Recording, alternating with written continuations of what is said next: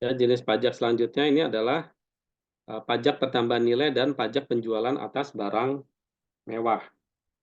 Ya, ini nama undang-undangnya ya, atau jenis pajaknya ya. Nah, dasar hukumnya ini adalah ya dari tahun 83 ya, Reformasi Perpajakan tahun 83, kemudian, undang-undang tadi ya, PPN dan PPNBM ya, nama undang-undangnya ya. Undang-undang PPN dan PPNBM.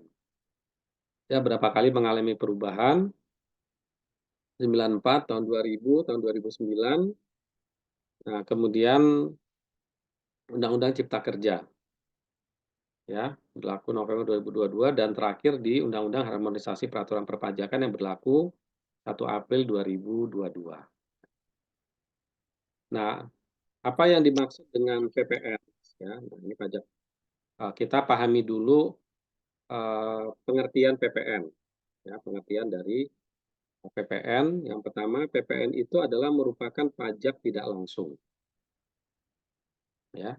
Kemudian yang kedua, dia merupakan kewajiban pajak multi-stage ya, bertingkat dan non kumulatif. Ya, multi-stage levy non kumulatif. Kemudian dia metodenya adalah bisa dengan indirect subtraction, ya, pengurangan tidak langsung dengan sistem kredit, ya, atau dengan invoice method. Nah, ini adalah metode ya, metode di dalam penghitungan PPN.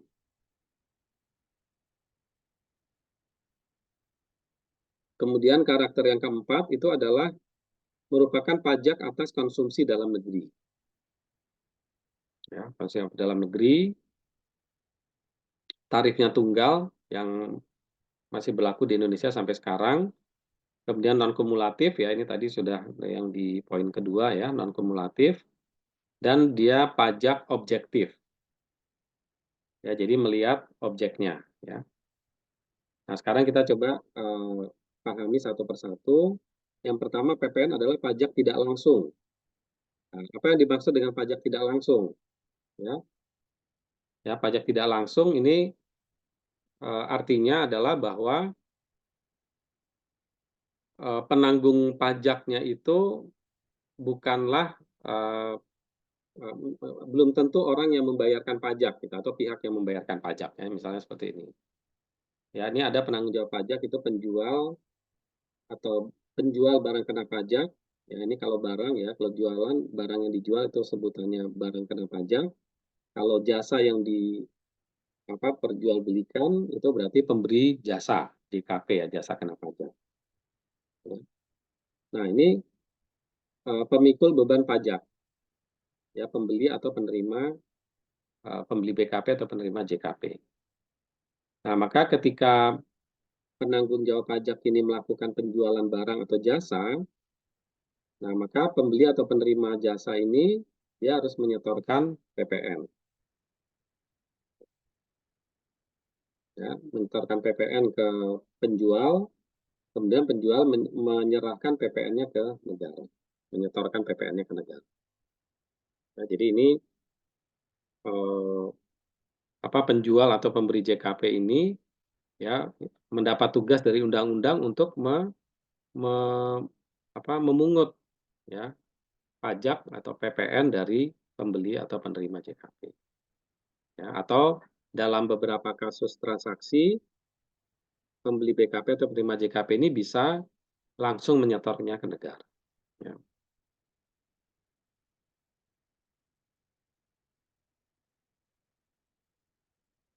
Oke, ya, jadi ini uh, pajak pajak tidak langsung ya.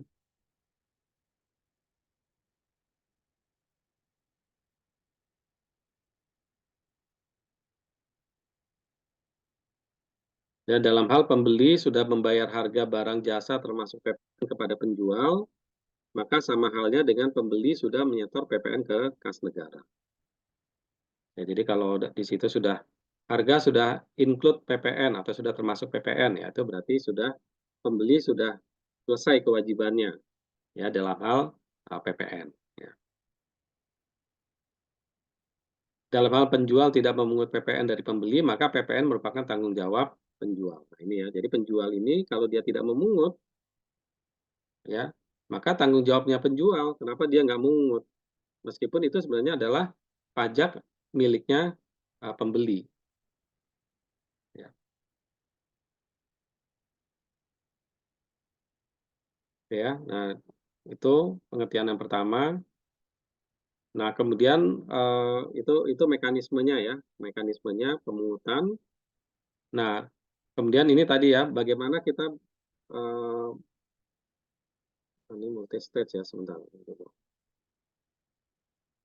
Nah, ini eh, apa pajak tidak langsung ya. Nah, jadi pengertian pajak tidak langsung itu karena sebenarnya pajak itu bukan menjadi bebannya si penjual. Ya, bebannya itu tetap milik bebannya dari si pembeli. Ya. Bahkan nanti kalau pembelinya ini bertingkat gitu ya, eh, nanti juga menjadi tanggung jawabnya itu pembeli akhir jadinya. Ya, jadi kan apa akan pedagang kan tidak dari pabrikan langsung dijual ke konsumen akhir ya, nah, tapi ada bertahap. Nah, itu bertahapnya itu nanti menjadi tanggung jawab bebannya si pembeli akhir. Ya. Nah, ini kita bisa lihat di sini nanti. Nah, ini misalnya ini pabrikan menjual barang kepada pedagang besar, ya. Kemudian pedagang besar menjual kepada pedagang eceran, kemudian pedagang eceran menjual kepada konsumen, ya, pengguna akhir. Nah, maka pada akhirnya nanti pajaknya itu adalah menjadi atau PPN-nya menjadi beban seluruhnya dari konsumen akhir. Ya. Nah, ini jadi kalau misalnya pabrikan ini menjual barangnya kepada pedagang besar dengan harga 1 juta, ya dengan asumsi PPN 10% ya, 100.000, ya. Jadi artinya pabrikan memungut PPN dari pedagang besar 100.000. Ya, kemudian pedagang besar menjual kepada pedagang eceran, ya kan? Dia eh, belinya 1.000, menjualnya 1.300, 1.300.000 maaf ya, membelinya 1 juta, menjualnya 1.300.000 ya. Nah, dia mempunyai nilai tambah 300.000. Nah, inilah disebut dengan nilai tambah ya, pajak pertambahan nilai ya. Nah, kenapa dari apa untuk apa nilai tambah? Untuk marginnya karena dia kan pedagang. Pedagang harus ngambil untung kan gitu ya. Nah, jadi dia dijual dengan harga 1.300.000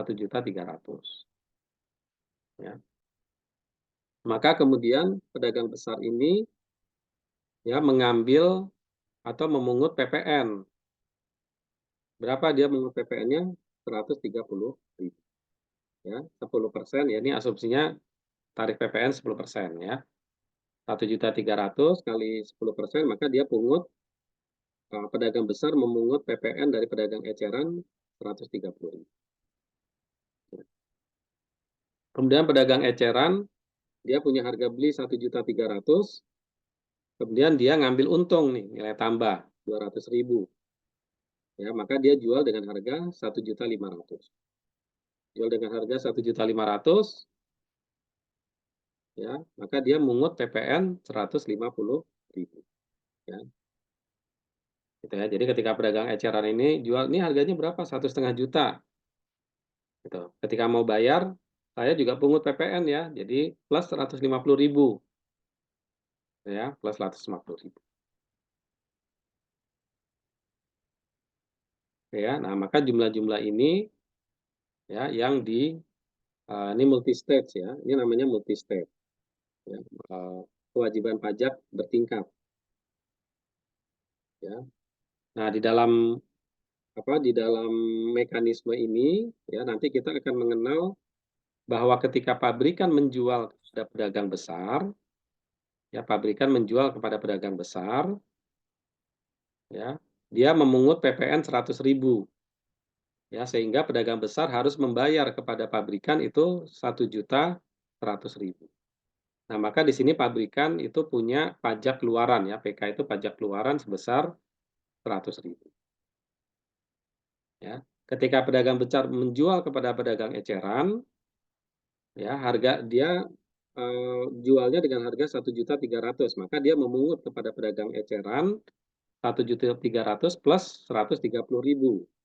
Jadi 1.430.000. Nah, maka harga jualnya pedagang besar kepada pedagang eceran 1.300.000, dia memungut PPN 130.000, maka jumlah yang dipungut kepada pembeli itu merupakan pajak keluaran.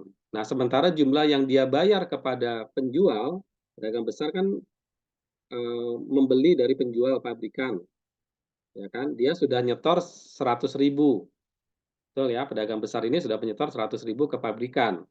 Nah, maka bagi pedagang besar, 100.000 ini adalah sebagai pajak masukan. Bagi penjual atau pabrikan, 100.000 yang dipungut dari pedagang besar merupakan pajak keluaran.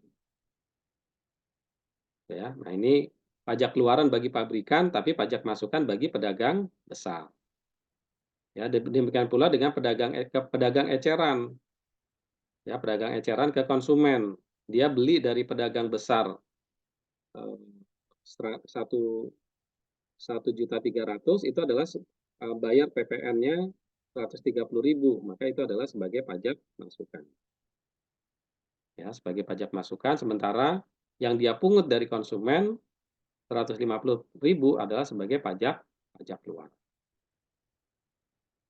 Ya, sebagai pajak keluar. Nah, ini nanti selisih-selisihnya ini disetor ke kas negara ya. Ini bukan jumlah ini nanti ya yang disetor ya. Karena kalau ini tidak kalau kita menganutnya kan non kumulatif. Nah, ini ya, ini non kumulatif ya. Jadi kalau non kumulatif berarti tadi yang pabrikan ya, PK 100, pajak keluarannya 100.000, tidak ada pajak masukan, maka dia setor 100.000 ya. Jadi dia memungut PPN kan 100.000 ya. Nah, sedangkan bagi distributor ya, atau bagi ini tadi ya, pedagang besar ya.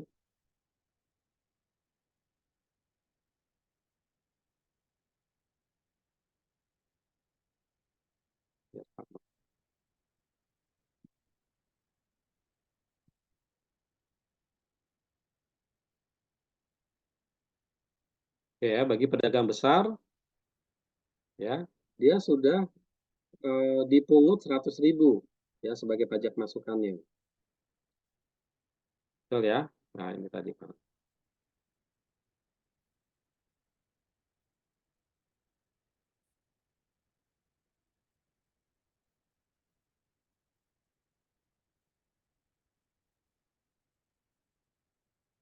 Ya, ini kan dia sudah dipungut ya 100.000. Ya, sudah dipungut 100.000.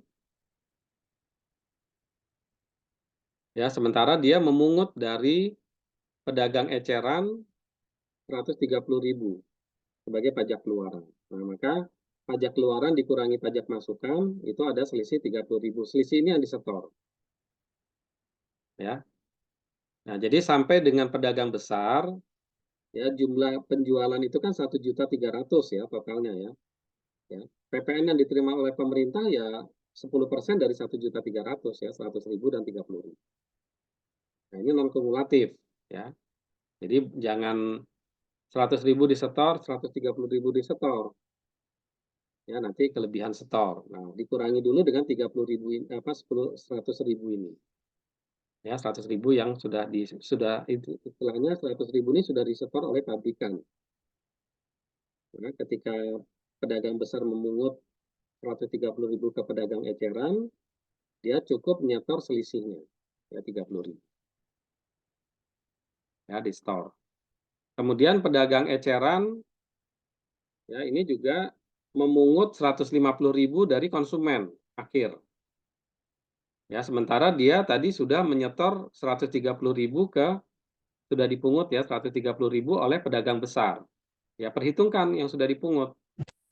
Nah, maka dia cukup menyetor 150.000 kurang 130.000 adalah 20.000 disetor ke kas negara. Total yang disetor PPN ke kas negara berapa? 150.000 totalnya. Sesuai dengan harga jual yang dibayar oleh konsumen akhir. Kan konsumen akhir bayarnya 1,5 juta. Ya, 1,5 juta, PPN-nya berapa? PPN-nya kalau tarifnya 10% berarti 150.000. Store dia 100, bayar dia 150.000 ke pedagang eceran. Ya, tapi pedagang eceran setor ke negaranya berapa? 20.000. Kenapa? Karena yang 130.000 sudah dipungut oleh pedagang besar. Ya, nah ini adalah pengertian dari multi-state levy non kumulatif.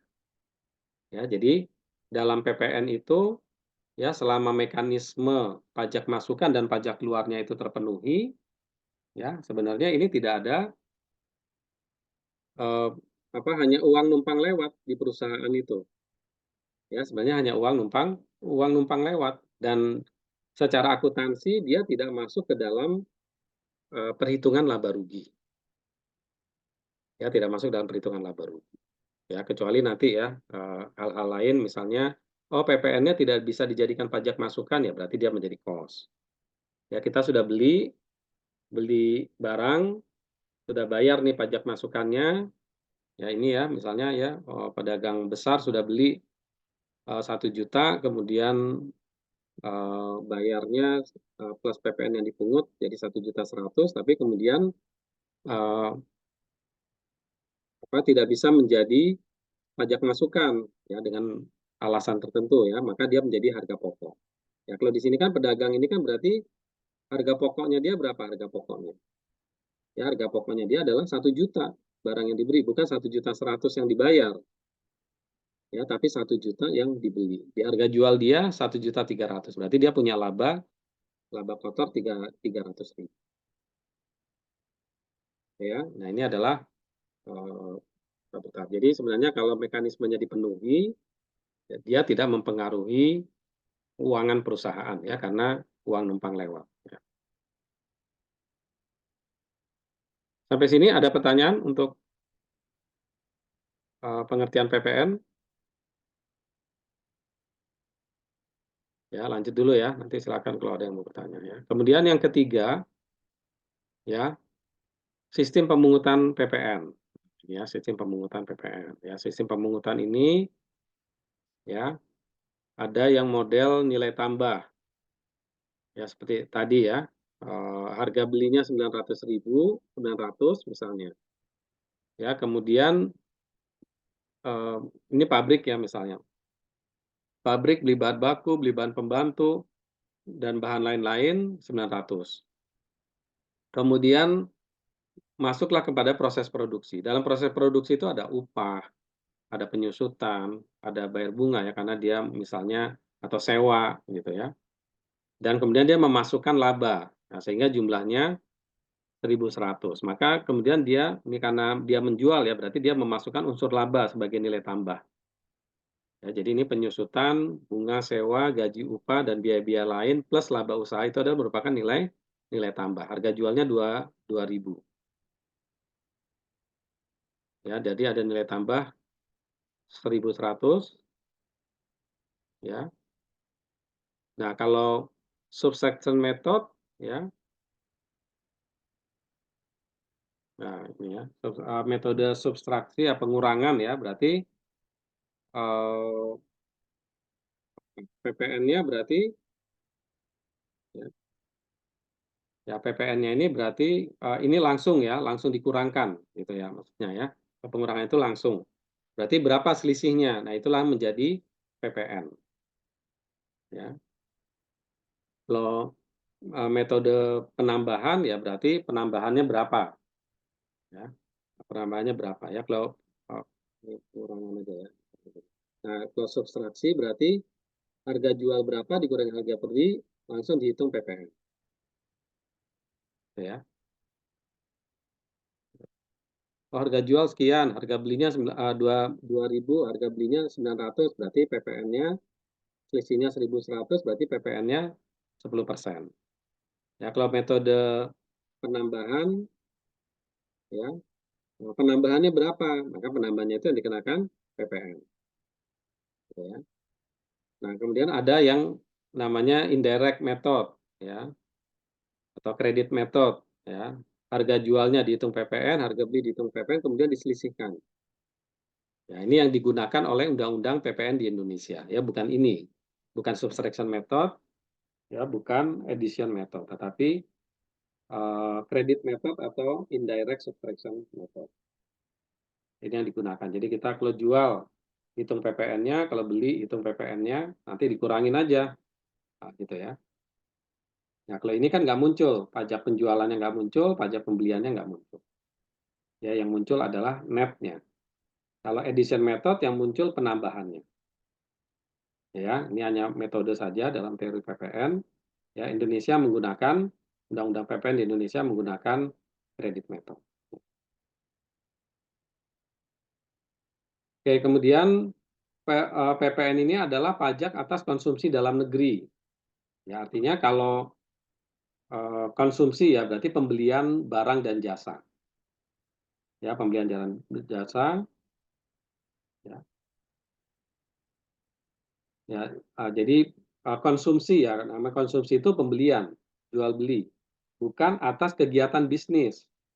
Kalau kegiatan bisnis apa? Kegiatan bisnis itu berarti PPH, pajak penghasilan ya. Kegiatan bisnis itu berarti ini ada bisnis menjual sekian, biaya yang dikeluarkan sekian, labanya berapa. Nah, itu adalah kegiatan bisnis. Nah, laba itu yang dikenakan pajak. Ya, labanya yang dikenakan pajak. Nah, itu adalah pajak atas kegiatan bisnis. Objek pajaknya disebut dengan pajak penghasilan. Nah, kalau PPN ini adalah atas konsumsi, jual beli barang. Jadi perpindahan barang dan jasa itulah yang dikenakan pajak.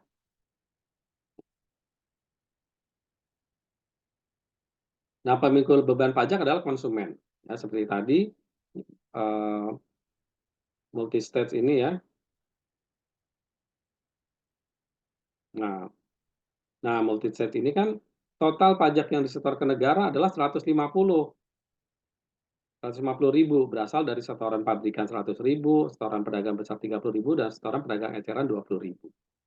150.000. Ya, yang membayar 150.000 siapa totalnya? Adalah konsumen.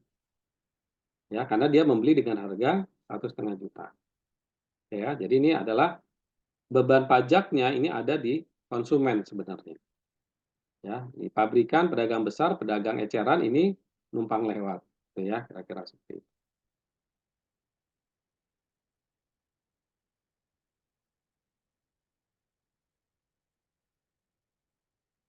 Ya, jadi pemikul beban pajak adalah konsumen, ya, kemudian menganut destination principle atau prinsip tempat tujuan. Pajak dikenakan di tempat tujuan barang jasa akan dikonsumsi. Nah, ini yang kaitannya dengan dalam negeri. Jadi undang-undang PPN ini hanya mengcover atau mencakup eh, penjualan barang dan jasa atau konsumsi atas barang dan jasa ya yang dilakukan di dalam negeri, ya, dilakukan di Indonesia. Jadi kalau kalau barangnya dipakai di luar negeri kita nggak mungut pajak, nggak mungut PPN. Ya. Nah, barangnya dipakainya di luar negeri, dikonsumsinya di luar negeri tidak dipungut, bukan objek PPN. Nah, jadi dikonsumsinya di dalam negeri, berarti dia dikenakan PPN. Ya. Dalam menyangkut arus lalu lintas batas wilayah, cross border area, tempat konsumsi atau pemanfaatan merupakan faktor dominan menimbulkan utang pajak. Ya, jadi tempat ya menjadi uh, faktornya. Ya.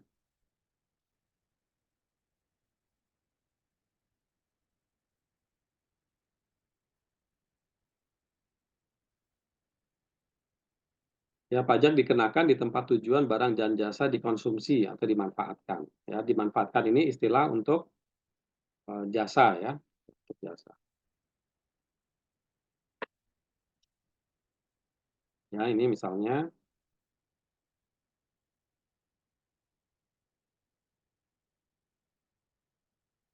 nah, jadi ketika dikenakan PPN apabila barang ini luar negeri dan dalam negeri ya, dari luar negeri masuk ke dalam negeri, jadi kena PPN. Ya, jasa kena pajak, ini barang kena pajak dari luar negeri masuk ke dalam negeri ke Indonesia, berarti kena jasa kena pajak. Kena PPN ya, jasa kena pajaknya kena PPN. Barang kena pajak tidak berwujud. Nah, ini ada istilah ya, ada istilah barang kena pajak, jasa kena pajak. dan barang kena pajak tidak berwujud. Ya, aset tetap tidak berwujud. Ya, ya aset tidak berwujud ya, atau aset tetap tidak berwujud. Apa itu contohnya? Aset tidak berwujud. Aset tapi nggak ada wujudnya. Ya, kalau rumah, gedung, aset ada wujudnya, yaitu barang kena pajak, barang. Tidak berwujud, ya royalti. Zat berharga. Apa contohnya? Ya, hak merek, royalti, yaitu barang kena pajak tidak berwujud. Ya, jadi kalau merek luar negeri dipakai di Indonesia, bayar royalti. Ya, bayar royalti, nah itu berarti eh, digunakan di Indonesia, kena PPN. Ya. Nah, tapi kalau dari Indonesia keluar, dari dalam negeri keluar, ya maka nggak ada PPN-nya 0%. Ya, kalau sebaliknya itu 0%. Ya, jadi dikenakan di tempat tujuan dikonsumsi, ya itu dalam hal ini adalah di dalam.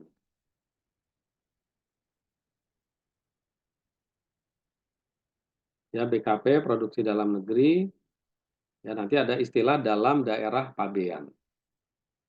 Ya, dalam daerah pabean itu berarti dalam daerah yang dikenakan pajak ya, karena nanti ada wilayah di Indonesia itu yang bukan daerah pabean. Ya, nanti ada ya. Nah, jadi kalau di PPN nanti istilahnya kita menggunakan istilah adalah daerah pabean, ya bukan dalam negeri luar negeri ya, atau karena nanti yang ada wilayah tertentu di Indonesia atau kawasan tertentu di Indonesia itu yang di situ bukan daerah pabean, gitu ya. Nah, jadi dalam hal perpajakan khususnya PPN ini atau dalam perpajakan peraturan perpajakan atau kepabeanan itu dianggap eh, apa bukan wilayah apa bukannya bukan daerah pabean ya, bukan apa dibebaskan dari perpajakan lah gitu kira-kira gitu. Ya, jadi dibebaskan dari perpajakan tapi ya pajak tertentu ya, nggak semuanya ya. Pajaknya ya PPN, nanti ada PPh atau impor ya. Nah, jadi eh, apa dibebaskan dari kewajiban kepabeanan. Kemudian tarif pajak, ya tarif PPN itu sekarang itu tarif tunggal. Ya tarif PPN sampai dengan Maret 2022 itu 10%. Ya kemudian mulai April 2022 11% dan nanti mulai Januari 2025 12%. Ya tarifnya tarif tunggal ya. Kemudian yang selanjutnya pengertian PPN selanjutnya dia adalah pajak objektif ya. Nah, jadi timbulnya kewajiban pajak ini ditentukan oleh objeknya. Ya, jadi misalnya ini barangnya objek PPN atau bukan? Ya.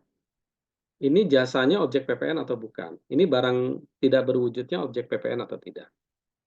Ya, jadi ini pajak objektif. Baru nanti dicari siapa yang wajib membayar pajaknya. Gitu. Ya, gitu. Jadi baru siapa yang membayar pajaknya.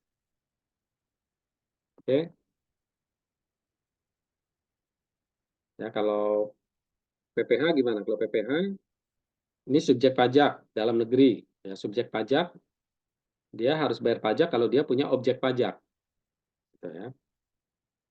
Nah, subjek pajaknya dulu, baru dia punya objek pajak nggak? Kalau punya objek pajak, bayar pajaknya. Tapi nggak punya objek pajak ya enggak. Gitu ya. Oke. Jadi tapi kalau PPN ini lihat dulu ini barang yang dikonsumsi ini objek pajak atau bukan. Ya, jadi kondisi subjek pajaknya itu tidak terlalu relevan. Ya, tidak memperhatikan azas keadilan. Ya, ini maksudnya mau transaksi kecil, transaksi besar, ya itu tarifnya sama. Ya, tarifnya sama. Walaupun nanti sebenarnya ada sih azas keadilannya, yaitu di pengecualian. Ya, bagi uh, pedagang kecil atau perusahaan apa kecil ya. Nah, itu yang omset di bawah 4,8 miliar itu dalam transaksi jual belinya itu pedagang apa yang ditransaksikan adalah objek PPN, tapi kalau omsetnya dia belum mencapai 4,8 miliar, maka itu dia tidak tidak wajib untuk memungut PPN, ya. Ya, tapi secara umum, maksudnya besar atau kecil tarifnya sama, ya. Ya, menimbulkan dampak regresif, ya okelah tunjangan pajak, ya. Ya, tetapi tadi diatasi dengan ada pengecualian pedagang kecil, pengusaha kecil, maaf ya. Ada pengecualian bagi pengusaha kecil ya, kalau omsetnya di bawah 4,8 miliar per tahun. Ya, kemudian mekanisme umum yang dilakukan di PPN, ya, ya sebenarnya sudah tergambar di kriteria yang pertama dan kedua tadi ya. Nah, ini ya PKPA ya, PKP ini pengusaha kena pajak ya. Jadi bagi wajib pajak yang mempunyai kewajiban PPN, maka dia harus mendaftarkan diri untuk dikukuhkan menjadi pengusaha kena pajak. Nah, maka PKP ini ketika menjual barang kepada PKPB, ya PKPA menjual barang kepada PKPB dengan harga 1 juta, dengan asumsi PPN 10%, maka dia akan meminta pembayaran dari B sebesar 1 juta plus PPN. Ya, karena saya harus memungut, ya kata A, saya harus memungut PPN. Harga barangnya 1 juta plus PPN. Ya, jadi 1,100,000.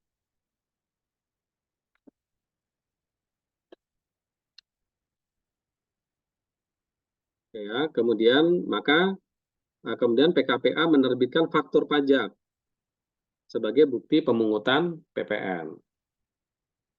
Nah, maka bagi A, 100.000 ini sebagai pajak keluaran. Ingat ya, bagi orang yang pihak yang memungut itu menjadi pajak keluaran.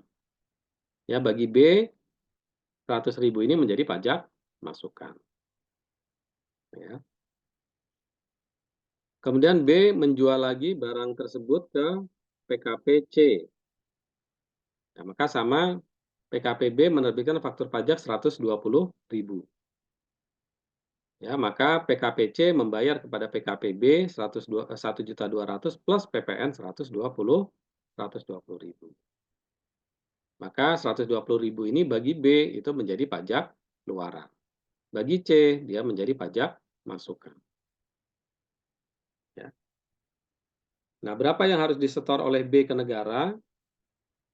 Ya, dalam SPT ya, SPT masa PPN-nya PKPB, dia punya pajak keluaran 120.000 dan dia punya pajak masukan 100.000.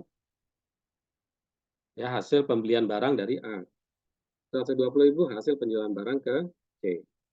Maka disetor ke kas negara adalah sebesar 20.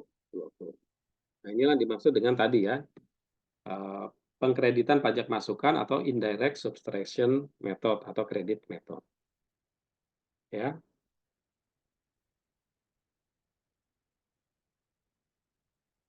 Ada pertanyaan sampai sini?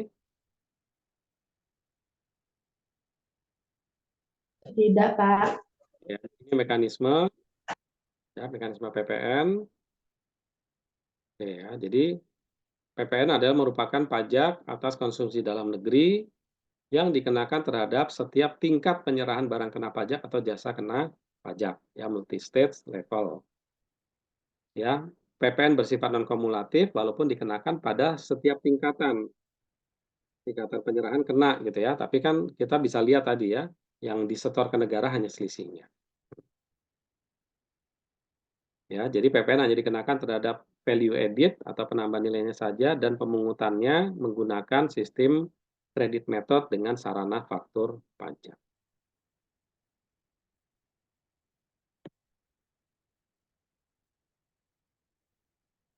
Ya, jadi ini adalah uh, ya apa pengertian dari uh, PPN ya.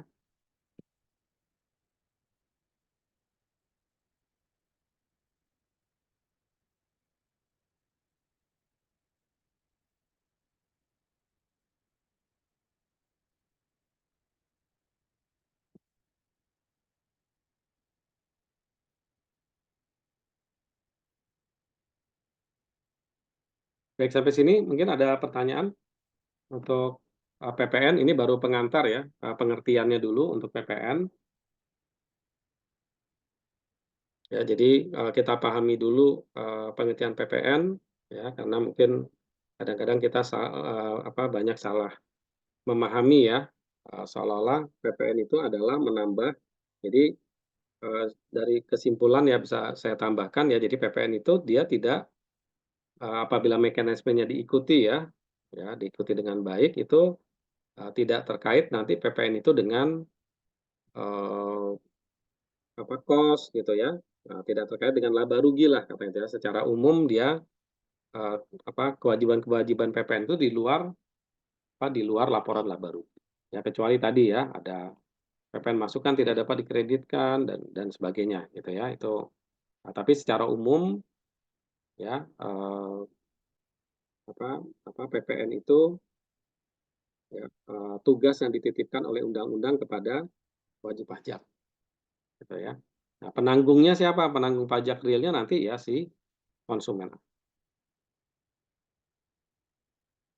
Baik itu, nggak ada pertanyaan? Cukup, Pak. Baik ya, kalau tidak ada pertanyaan kita cukupkan ya, pertemuan kita pada pagi hari ini. Ya, kita tutup dengan hamdalah, alhamdulillahirabbil alamin.